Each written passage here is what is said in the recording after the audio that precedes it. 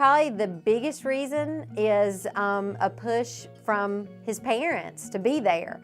That would be my biggest reason, is we really encourage him to go and be involved in something that's so great at his school, to live out his testimony and just to show other students that what he believes in by making a stand to be there in the mornings.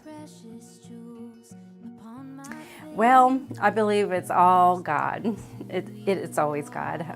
He led us to My Life Matters when we were in Somerset, and my husband Michael and I volunteered for what was then Youth for Christ, and we prayed about it, and we sat on the board, and he still is on the board, and we took our children with us every time we came to volunteer. So I believe God just started it from there and instilled that they wanted to help kids and be a part of this wonderful mission.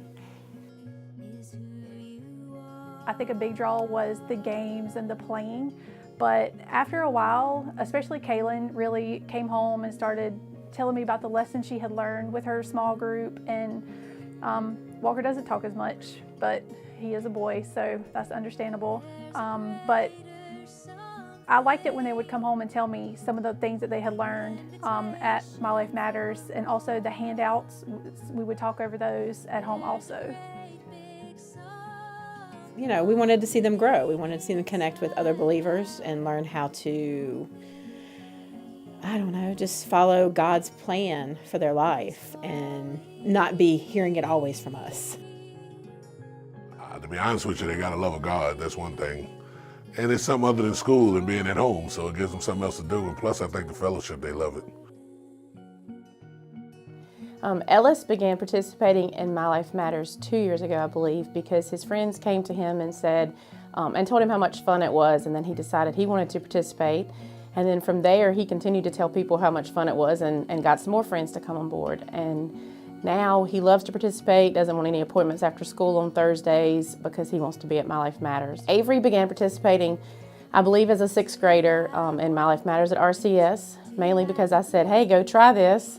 And she did, and I think she found support there and friends and another set of adults that she could learn from and hang out with. So she has continued each year as well.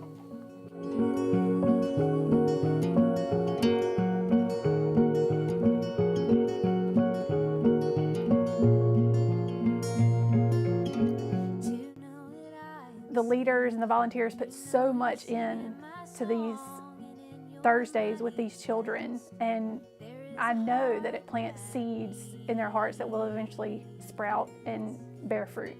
So I'm just happy to be able to be a part of that.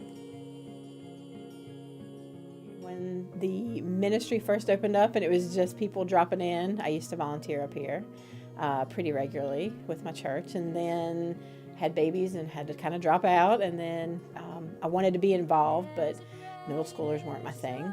And so Brett always tried to get me to come and volunteer at the club or just check it out, and I just kept fighting it until finally we got one in my kids' school, and I started volunteering there.